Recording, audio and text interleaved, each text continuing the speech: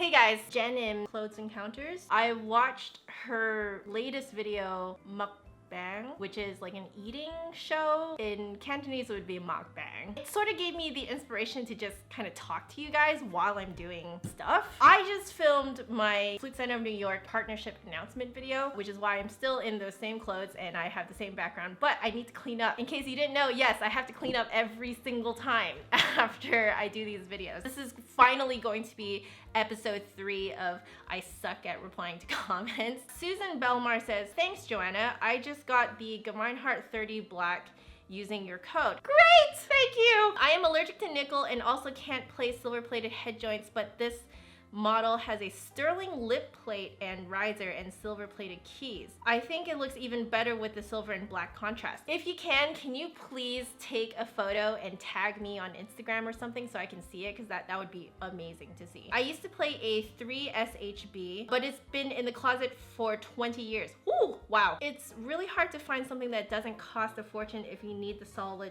silver lip plate. So I was pleased to see Gemeinhart putting a great compromise model in their line at a reasonable price point. Yeah, I know, isn't it great? Have you tried that model? No, I have not. It has open holes and a different head joint design from the 2 black that you played in the video.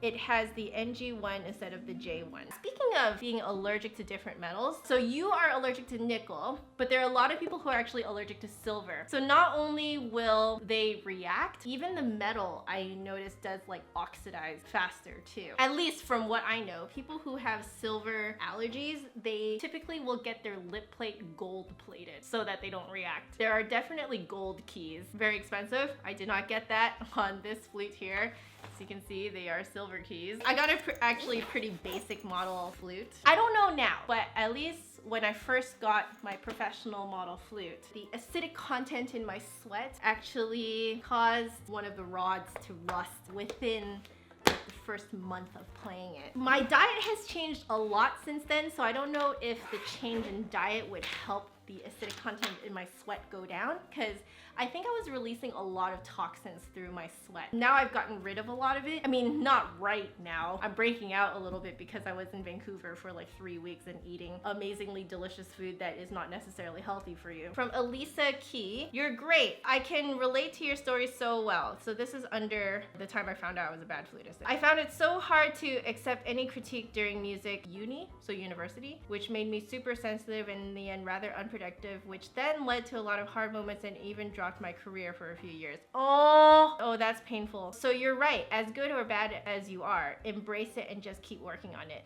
Subscribe. Thank you for subscribing. Yeah, it's tough. The music world is tough. Here's the thing, is that when you're in music and when you are doing this professionally, you come to the very, very quick realization that literally no one is perfect. A lot of people play well and very, very well, but in terms of perfect, that doesn't actually exist. Even the most professional of the professional make mistakes. What's really weird is that we're not necessarily taught that. In school, we're always taught to be perfect, but life is not like that. We're not perfect. We're only human. We can only play as well as we can in the moment. But at the same time, it's like if you don't strive to be as perfect as you can, you may just kind of settle and be less than what your actual potential can be. It's one of those weird things you'll never really get over. Ace Diego asks, what's your favorite instrument besides the flute? The first instrument that pops into mind is cello. Freaking love the cello. Love the sound of the cello. I love the warmth of the cello. I love cello pieces. I love cello concertos. I just love all things cello. If I were to play a string instrument, it would be the cello. Under I teach mom how to play the flute 6 from Kenia Arellano. I'm sorry if I butchered your name. This makes me want to play my flute, but it's late. Crying face. I don't know if you guys know about it, but there's actually something called the vocal booth, and it's basically like a soundproof practice room that you can buy and put in your house or put in your apartment, and people apparently cannot hear you play. It costs a couple $1,000s. I think the cheapest one is like $3,000 or so, which if you do this for a living, I think is worth it, but it is kind of pricey. It's been on my radar for a couple of years now. If that's a thing you guys have never heard of and are interested to check out, I think it's just vocalbooth.com, or if you just Google vocal booth, you'll find find it. Should I lower the exposure? Not worth. I'm just gonna be gloriously bright. Oh, first off, you guys are probably wondering what I'm making. I am making salmon head and salmon bone broth. You guys wanna see? Are you ready? If you're not ready to see eyeballs, look away right now.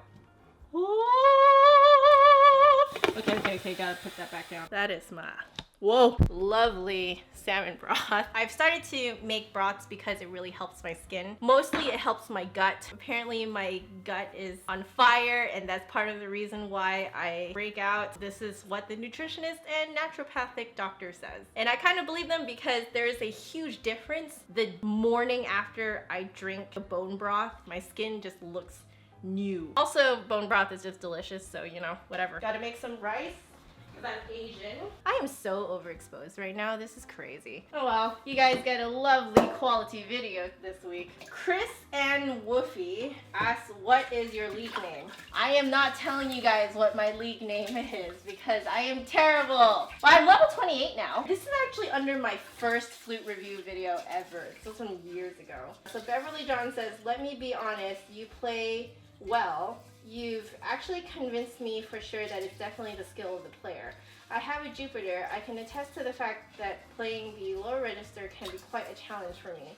I enjoyed your review, even though at some stages you were sold out on the Yamaha. At that point, I was really sold out on the Yamaha. I don't know if the Trevor James model had come out yet. The Dijou definitely was not out at that point, like at all. So there weren't actually that many amazing beginner flute models at that point. The other part, I will say there is a bias because that Yamaha that I'm testing for you guys was actually the first flute I started playing. It was the flute that my dad bought for me when I was 8. Even back then, I'm totally gonna give away the general age range I am, but that's almost 20 years ago. It was already, I think, over $700 at that point. I think it was like $750 when my dad bought it. So you can imagine how pricey that was for 20 years ago, because, you know, inflation and all that. And also, I won that Jupiter from a raffle draw at my school's, at UBC's music winter formals. We were kind of joking around that, like, oh man, it would be really funny if Joanna won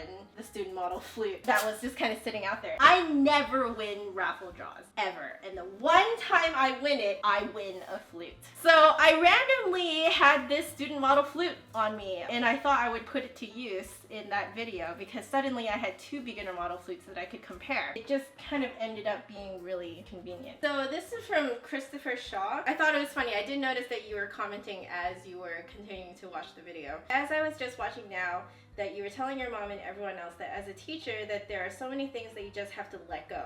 For instance, I was thinking of how James Galway teaches his masterclass not to lift your fingers completely off the keys, but how most elementary students are taught an exaggeration of lifting their fingers completely off the key to get the concept that the key is released. Good point. Just to kind of expound more on this, when I first started teaching, I guess I was just a little bit too gung-ho about it. Like, I wanted to teach my students right from the beginning. I wanted them to get concepts when they're younger so that they don't have to suffer like I did and like relearn things.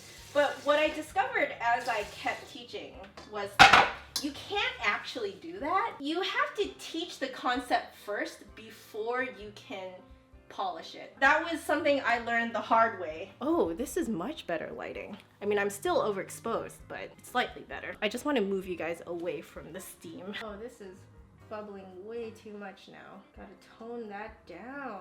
Tone it down. What am I eating today? My parents were just here again too, so I have all these leftovers that I have like no idea what to do with. So we got some chicken wings here that my dad made, and then he also made Chinese mushrooms with some sort of veggie. I'm not gonna eat all of it in one go. I mean, I'd be a monster if I did that. Sometimes it's fun to be a monster. Anyway, I find that nowadays I actually have to tell my students, I'm teaching you this, but please be aware that we are going to come back to this later to polish it up. That way they know that they have more to learn, but they also know what exactly they need to concentrate on at the moment. And they also know as soon as they learn this concept that it's not finished. Because a lot of times I think we come into lessons with the wrong concept that whatever we learn in that lesson is definitive. And the thing is, I've noticed throughout my learning career and my teaching career that anything you learn within a lesson is actually not definitive of how you play that instrument. It's a constantly evolving process. I think I will answer one more question. Zowo, that's a cute name, asks, hey, I've been playing the flute for over a year and for some reason I just stopped because I don't have confidence nor motivation. I have no idea how to get back to practicing. Help! So I've talked about this before. Honestly, I am in agreement with many people on the internet, and it is that motivation is kind of a crap idea. Let's face it, you are not going to be always motivated to do even the thing that you love. I love making videos on YouTube, and even yesterday I was completely unmotivated to do it. Even this morning I was still unmotivated to do it. Now, why am I doing it right now? I'm doing it out of discipline. Okay, so discipline is when you do things even though you don't want to do it. There's no going around it. You won't want to do it. You won't feel like you want to do it, but you do it anyway. That is a large part of what it means to take responsibility for what you do. For example, when you move out and you live alone, you have to take out the trash. You have to wash the dishes. You have to cook for yourself. At least I hope that you would cook for yourself, or else you would be spending a lot of money eating out. It's part of that growing up phase. If you don't wash the dishes, all the food and stuff that's stuck to your plates will mold and your place will stink. If you don't take out the trash will mold and it will stink. If you don't do your laundry, all your clothes are going to smell really terrible and you will not feel like you can go out in public at all. You have to do these things in order to be grown up. You just have to tell yourself, I am going to play these exercises, I am going to master these exercises, and I'm going to practice them at least half an hour a day. And you just have to do it every day. Half an hour, you have to practice. Doesn't matter how you feel, doesn't matter how unmotivated you feel, you just do it. I think this is why a lot of people say that, oh, musicians like develop more discipline and they develop more responsibility and they grow up faster and blah, blah, blah, blah. You know, like really it's because we will never practice if we don't have discipline. It's not about motivation. Very rarely are people motivated to practice. It's actually a very rare thing. By the way, does this not look delicious? I cannot wait to eat it. It doesn't matter how passionate you are. I am passionate about YouTube, and even I am not motivated a lot of the times to do it. It's discipline. I am taking responsibility for you guys' procrastination entertainment on Saturday mornings. I am taking responsibility for the fact that I am delivering content to you guys. You guys need to do the same thing for yourself when you practice. You have to deliver. There you go. It's about discipline. Motivation really doesn't do anything for you. Alright, so I hope you guys enjoyed that. My rice is almost done cooking. That's how long I've been talking. If you guys like this video, make sure you give me a big thumbs up and hit subscribe to catch new videos every Saturday. My last video is over there, and if you guys want to catch me during the week, my social media networks are down there. But otherwise, I will see you guys next week. Bye. I have the same mentality for working out. I just make myself work out 35 to 40 minutes a day. I have a set routine that I use through Blogilates so that I can work out at home and not go to the gym because I'm lazy and I'm cheap.